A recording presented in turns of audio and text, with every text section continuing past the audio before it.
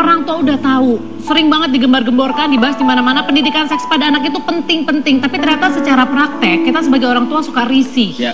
Anakku yang umur 3 tahun waktu itu ngelihat kuda laki lagi pipis. Kuda cowok ya lagi pipis. Kemudian dia ngomong gini, kuda. Kuda kan gede banget ya. Dia tuh ngomong gini. Badannya. Apanya? Iya, pokoknya ya gitu deh. Kandangnya. Kandangnya gede banget. Kita mau ngomong ini aja bingung lah untuk menyatakan apa gitu kan. Padahal normal aja disampaikan. Gue sebutin nih. Kalian itu ribut aja. Saya mau lihat dulu ya. Kalau lu kemana? Mau lihat. Ya, maksudnya adalah gue pun mengakui sebagai orang tua, begitu anak gue bilang kasihan ya kakinya dipotong, padahal gue tahu itu bukan kaki. Padahal? Ya buat tipis. Kelaminnya. Kelaminnya. Jadi tinggal disebut aja Penisnya. kelaminnya. Ya. Nah, ketakutan gue adalah berkembang. Aduh, nanti kalau gue kasih tahu, nanti dia nanya ini. Oke, itu kita lupakan dulu ya. Sekarang balik lagi ke tadi satu Gimana kata. mau lupa, gue kedengeran tadi. Jangan dibahas terlalu dulu. jangan dibahas juga gitu. Ini maksudnya gue sebagai orang tua tuh bingung. Padahal secara teori gue tahu harusnya menjelaskan. Selain bingung, takut kemudian ada pertanyaan lanjutan sehingga tidak bisa menjawab. Benar. Ih, ibu emang pinter banget, makanya jadi anggota dewan ya bu ya. Pinter. Sekolahnya aja S2. Lu mah TK aja drop. Bapak coba dijawab itu kenapa begitu dengar kata. Nih bener harus contoh S2. Nah, dia S1 aja pilek. Itu Bukan S makan beda. Jawab ayo Kang. Hati-hati. Kenapa lu bilang hati-hati? Iya memang ketika kita mengajarkan atau memberikan sex education kepada anak itu memang harus hati-hati. Artinya hati-hati dalam menjawab. Anak itu kan seperti kertas putih yang masih polos. Ketika kita sudah mengisinya itu dengan salah, kesananya akan salah. Betul nggak? Ya gitu. Jadi begitu dia nanya, ayah ini apa? Ini kenapa? Jangan asal ceplos. Atau jangan asal ya ini kan ini kan ini. Jangan belum lagi kalau mungkin ini anaknya perempuan. Jadi kebayang nggak kalau anak perempuan nanya kepada ayahnya akan berbeda mungkin kalau anak laki-laki bertanya juga pada ayahnya. Mungkin treatmentnya juga akan berbeda. Nah itu dia. Tapi lu sendiri mulai mengenalkan. Ini kita ngomongin kalau pendidikan seks itu mulai dari alat-alat kelamin ya. Itu kan pelajaran paling awal organ tubuh. Itu umur berapa lu udah mulai ngasih tahu? Ini namanya ini loh. Ketika Lea mulai bisa berkomunikasi waktu itu umur sekitar komunikasi yang ini ya, yang secara benar gitu sekitar setahun setengah atau 2 tahunan. Kasih taunya gimana? Ya sebutin bahwa ini punya Lea, punya ama ayah beda. Lea perempuan, ayah laki-laki. Ayah punya penis, Lea punya vagina. Nyebutinnya langsung namanya itu. Iya, kan tapi biasa suka dilucu-lucuin tuh namanya. Itu secara ilmiahnya namanya itu. Secara kalau orang dan secara ilmiahnya. Betul, ya maksudnya karena ketakutan kalau kita bener. Lebih baik kalau menurut aku ya, lebih baik kasih tahu nama yang benar. Yang benernya daripada akhirnya dia menyebutkan itu dengan nama yang dipakai sehari-hari. Iya. Gitu. Kan ada yang ngatain, oh ini kan dompet, ini kan celengan. Takutnya. Iya. Begitu, dompet ayah mana ya? Ayah kan nggak punya dompet. Nah, itu yang repot. Bener. Jangan pakai perumpamaan. Jangan. Tapi akhirnya gue kasih tahu. Ini vagina, ini penis, tapi biasanya beberapa orang mengatakan ini apa, ini apa. Istilah-istilah yang lain. Itu kalau gue. Teh Desi juga 1,5 tahun udah mulai dikenalkan. Kalau saya waktu umur 1,5 tahun menggunakan bahasa yang memang lazim digunakan. Misalnya kalau perempuan memem gitu misalnya ya. Terus kalau laki, mohon maaf misalnya nanut gitu misalnya ya. Masih kecil seperti itu. Tapi ketika anak mulai masuk sekolah, kemudian ada beberapa anatomi tubuh, saya berikan yang tepat itu namanya. Dulu Naswa dikenalin ini, tapi sekarang ini vagina, ini penis gitu. Oke, sebagai orang tua, benefit yang dirasakan ketika kita memang bisa ngomong seperti itu sama anak. Benefit apa? Benefit, keuntungan. Nah, ini biar orang tua yang masih risih ngomongin itu, mereka mungkin mulai, oh benar kali ya, jadi saya bisa apa, anaknya bisa lebih apa gitu. Lebih mudah untuk menjelaskan barangkali ya, terus kemudian kita lebih mudah juga untuk menerapkan suatu perilaku tertentu. Misalnya anak kecil kan biasanya suka buka-buka baju gitu ya, buka rok, gitu kan, terus prosotin celana, atau kemudian lari-lari telanjang gitu, sore-sore mandi gitu. Itu bisa menyebutkan kepada anak kita untuk nggak boleh nak, malu. Nah kalau yang ngelakuin bapaknya gimana? Sama ibunya. Untung saya nggak punya bapak ya di rumah. Untung dia nggak punya bapak ya. Tapi kalau ini benar, kalau ini setuju, karena kadang-kadang anak-anak memang kan ya, karena mereka kan otak mereka bermain, dipikir kalau buka baju itu aman-aman aja. Tapi balik lagi kalau pengalaman gue, misalkan dari cara duduk aja. Betul. Anak perempuan ketika dia udah duduk begini, nah nggak boleh, cantik soleha tutup. Jadi ketika suatu saat dia duduk udah mulai ngerasa nggak nyaman, Kak, Karena dia tahu di situ ada satu barang privacy yang memang dari kecil udah dikasih tahu itu cuma punya kamu. Itu harus ditutupi. Betul, harus ditutupi. Ditunjukkan kepada siapa saja. Tidak boleh disentuh oleh siapapun kan. Betul.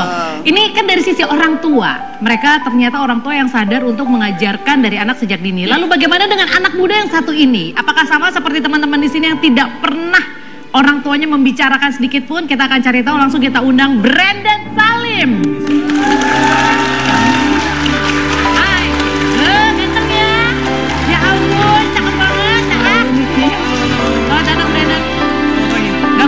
Udah gue booking buat anak gue.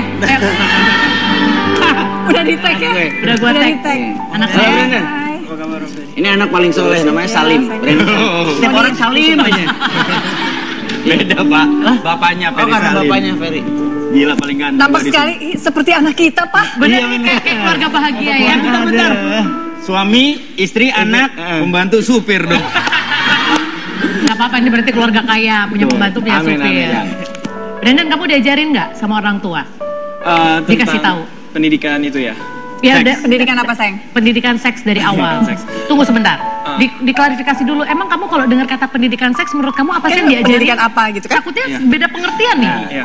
Kalau pendidikan seks kan pembelajaran tentang hubungan seksual kan ya. Jadi gimana anak bisa terbuat itu dari pendidikan seks. Tuh, ini nih ada sedikit kesalahkaprahan nih berarti. Ya kan? Ketika kita ngomongin pendidikan seks, ternyata yang di otak adalah bagaimana anak bisa terbentuk. Padahal tapi mungkin karena usianya Brandon berbeda, sehingga pendidikan seks itu menjadi lebih advance gitu, yang dipikirkan lebih jauh lagi. Oh, bahwa cara saya kenapa ada di dunia ini itu mungkin udah perlu tambahan pengayaan informasi gitu tentang pendidikan seks. Tapi kalau untuk usia anak saya mungkin dulu balita gitu misalnya, pendidikan saya adalah pengenalan tentang jenis kelamin, pengenalan tentang alat-alat tubuh yang berbeda dibandingkan laki dan perempuan. Kalau begitu dia sudah mulai bergaul, mulai memiliki hubungan sosial dengan perempuan, rasa suka mungkin berbeda lagi tambahannya gitu informasinya. Berarti pertanyaannya sekarang adalah ketika Brandon, inget gak ketika Brandon kecil, Brandon diajarin nggak tentang itu? Sempat diajarin pas SMP, jadi mulai SMP baru? Iya, diajarin. Tapi kalau sebelum itu cuma dikasih tahu seperti kenapa organ aku sama adik aku itu beda. Kalau aku kan laki, jadi aku punyanya penis. Kalau adik aku beda karena dia perempuan, dia memiliki organ vagina. Oh, dikasih tahu sebatas itu? Sebatas itu dulu. Terus mulai selanjutnya aku punya adik. Terus aku nanya dong sama orang tua aku, kok aku bisa punya adik sih? Datang dari mana sih? Kok bisa tiba-tiba ada di perut gitu kan? Mulai capek tuh jawabnya, gue bingung dah. Tapi itu juga ditanyain loh sama Nashwa. Nashwa dari mana gitu. Pada saat itu umur dia 5 tahun, saya cuma bisa bertanya menjawab bahwa Nashwa karena bunda dan ayah love each other and then we stay together, baru Nashwa lahir gitu. Sampai situ aja saya, karena nggak bisa kan saya menjelaskan lebih jauh. Kemudian dia bilang, oh really? Dan ada pertanyaan yang saya tidak bisa menjawab pada saat itu. Apa teh? If you love each other, why you divorce? Nggak ikutan. Oke. Udah ngajak belum? Halo? Itu nggak ya, Pak Polisi. Ini ada pertikaian Pak Polisi. Desi Tangasari ya. Itu saya nggak bisa jawab. Kalau yang lain alhamdulillah saya bisa jawab lah. Dengan bahasanya dia, dengan itu umur berapa teh nanyanya?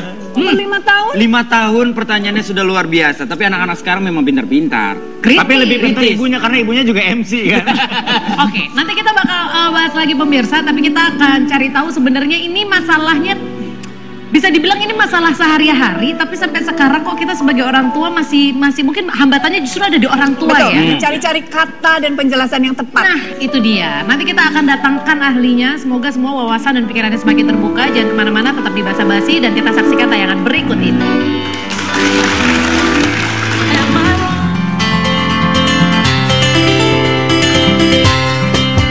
Kata Bunda, aku perlu mengenal anggota tubuhku dan menyebut istilah yang sebenarnya. Menggunakan nama sebutan seperti burung untuk penis hanya akan membuat anak bingung. Kata Bunda, kalau berenang di tempat umum tidak boleh ganti baju di luar karena banyak orang. Aku harus ganti di ruang ganti baju. Tanamkan rasa malu sejak dini agar ia tahu bahwa alat kelamin adalah area pribadinya yang tidak boleh dilihat atau disentuh oleh sembarang orang. Kata Bunda, kalau lagi jalan-jalan di mall, aku tidak boleh jauh-jauh. Nanti bisa ketemu orang jahat. Biasanya orang jahat akan kasih aku mainan, permen, boneka, dan mengajakku berbagi rahasia. Kata Bunda, aku nggak boleh disentuh di sini, dan di sini. Dengan pendidikan seks yang ditanamkan sejak dini, anak akan mampu membentengi dirinya dari kejahatan seksual. Selain itu, juga akan memudahkan anak dalam mengembangkan harga diri, kepercayaan diri, serta kepribadian yang sehat. Jangan lupa kata Bunda.